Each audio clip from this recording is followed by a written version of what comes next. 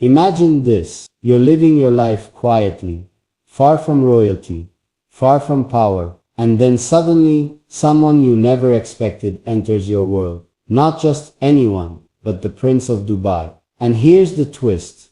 What he feels for you isn't just powerful, it's forbidden. It starts so subtly, you almost miss it. A glance that lingers too long, a conversation that feels heavier than words should carry. He's surrounded by luxury, by rules, by people who expect him to be untouchable.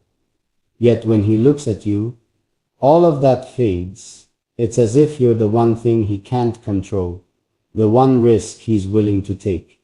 But here's where it gets dangerous. In his world, love is never simple. Every choice he makes is watched, judged, and whispered about. Every step closer to you could cost him everything, his crown, his legacy, even his freedom. And yet, he keeps choosing you. Imagine being in that position. One night, you're walking through the palace gardens, the air heavy with the scent of roses. You hear footsteps, and then his voice behind you.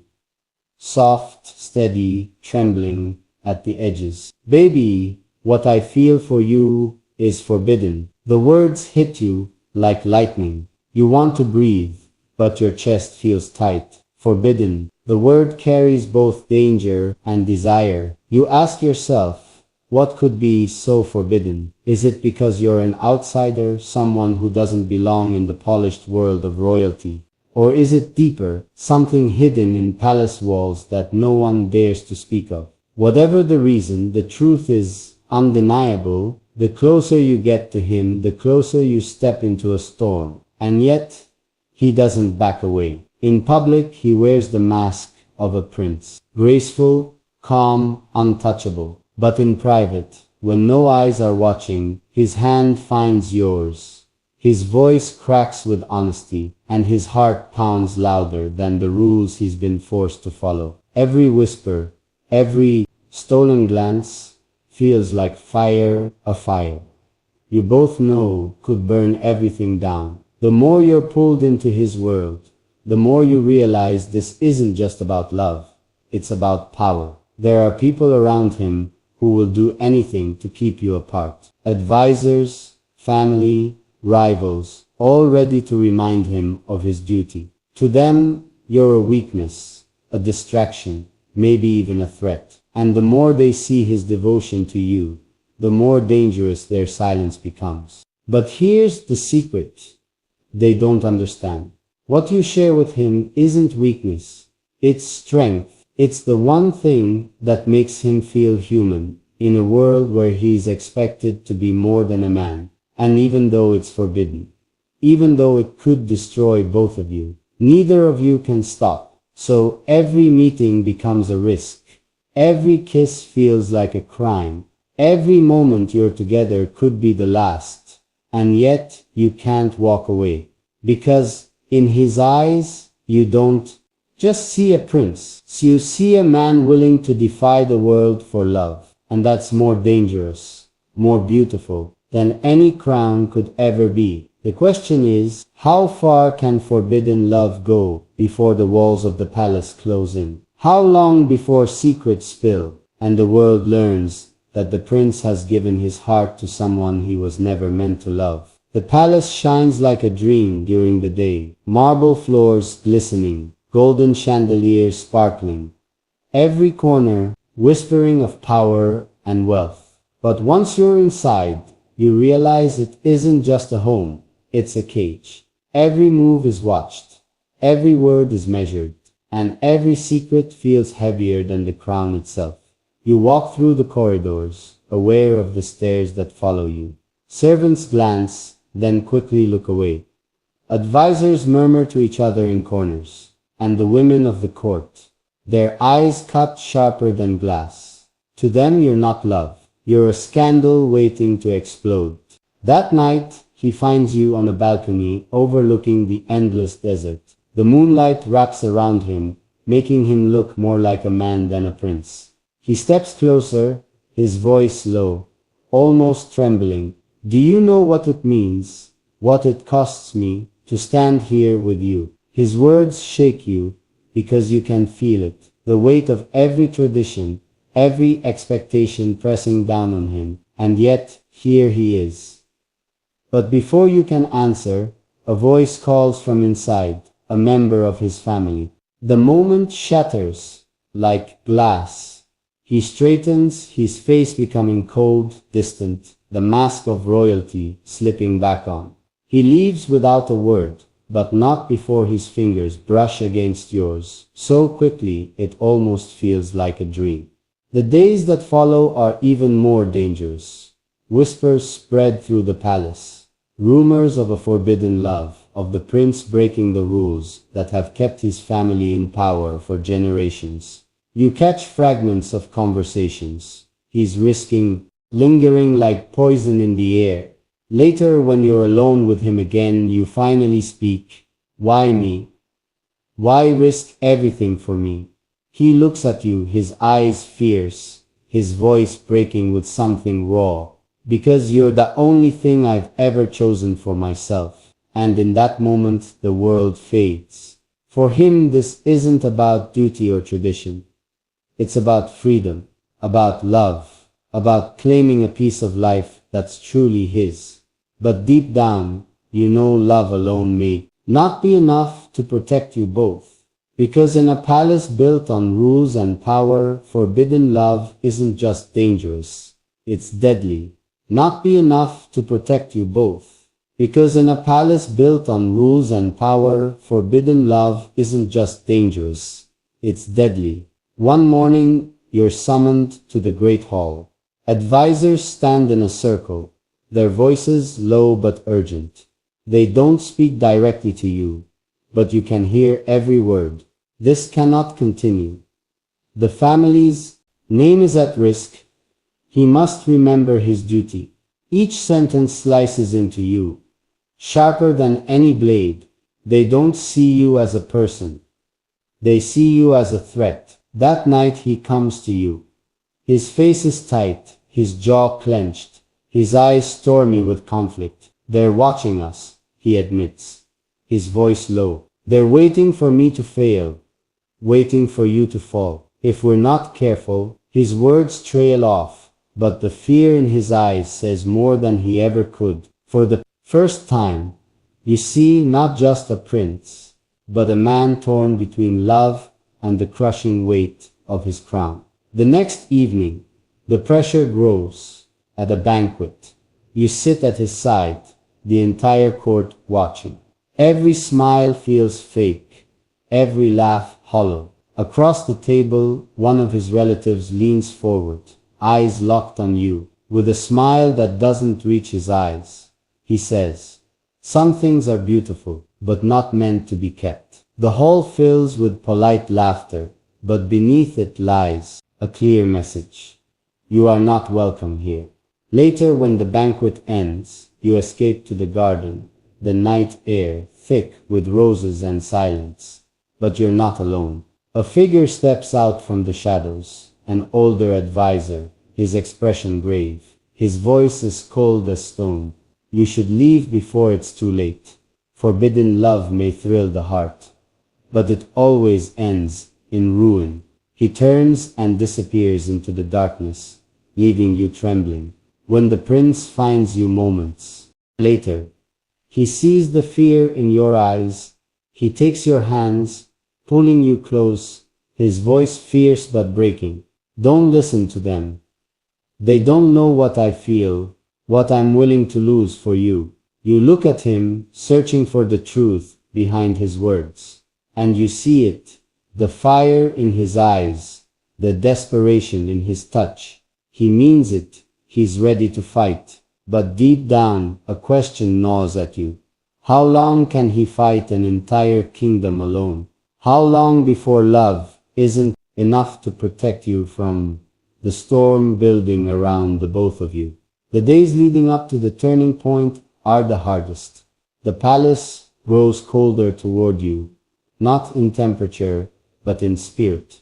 Smiles vanish when you walk into a room, voices drop to whispers, and the servants who once greeted you warmly now avoid your eyes. It's as if the palace itself has turned against you, as though invisible hands are trying to push you out. The prince notices it too. You see it in the way shoulders tighten during meetings, the way his voice sharpens when his advisors speak too boldly. But he hides it well, wearing the mask of calm dignity the world expects of him.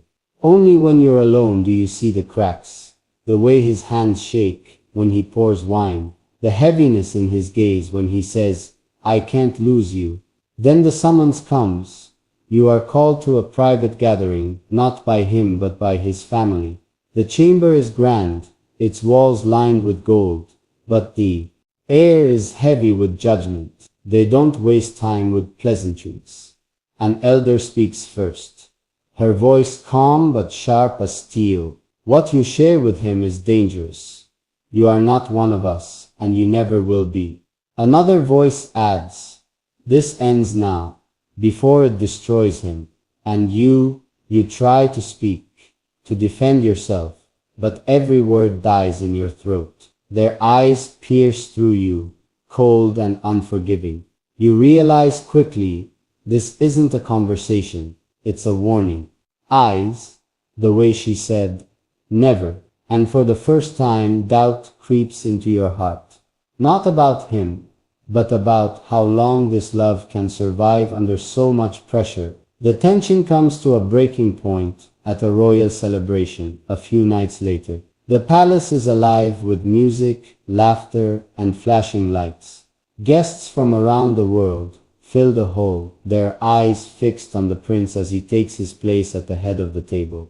You sit nearby, every movement of yours studied, every smile dissected. The weight of their judgment crushes you, but you hold your head high, refusing to let them see your fear. And then it happens. A member of the family rises to speak, glass in hand. His words drip with false sweetness, but every sentence is laced with poison. Our prince is strong, wise, and bound to his duty. But some forget that duty is to his people, not to forbidden desires. The room erupts in polite laughter, eyes flicking toward you like daggers. The prince's face hardens.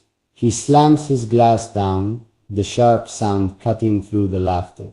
His voice is steady, but the fire in it shakes the hall. Enough. What I feel is mine to decide.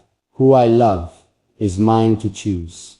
And I will not hide it any longer. Gasps ripple through the crowd. His declaration is not just a defense, it's defiance. And in that moment you see it clearly. He has chosen you openly in front of them all. But the silence that follows isn't victory, it's war. The family's eyes darken, the advisors whisper, and the walls of the palace seem to close in tighter. You know what this means. From this point on, nothing will be the same. That night, when you're finally alone, he holds you close. His voice is quiet but unshakable. They will come after us now. They'll try to break us apart, but I won't let them. Baby, I'd rather lose the crown than lose you. And though his words wrap around your heart like fire, you can't escape the truth pressing at the edges of your mind. Love may have just declared war against the throne. The days after his declaration feel like walking through fire. The palace no longer hides its hostility, it wears it openly. Servants avoid your presence entirely now, their silence louder than words. Advisors speak in riddles, their smiles sharp with menace. Even the air feels different, as though the very walls disapprove of your existence. And yet, he stands taller. The prince, once careful and restrained, now moves with defiance. Every time he takes your hand in public, every time his eyes linger on you in front of his family, it's not just affection, it's rebellion. But rebellion comes with consequences. One evening you overhear a conversation between two guards in the hall. They won't allow this much longer, one mutters. The prince is blinded, but the council will act. They always do. The other nods, grimly. For her sake, I hope she leaves before it's too late. Their words sink into your chest like stones. The palace responds swiftly.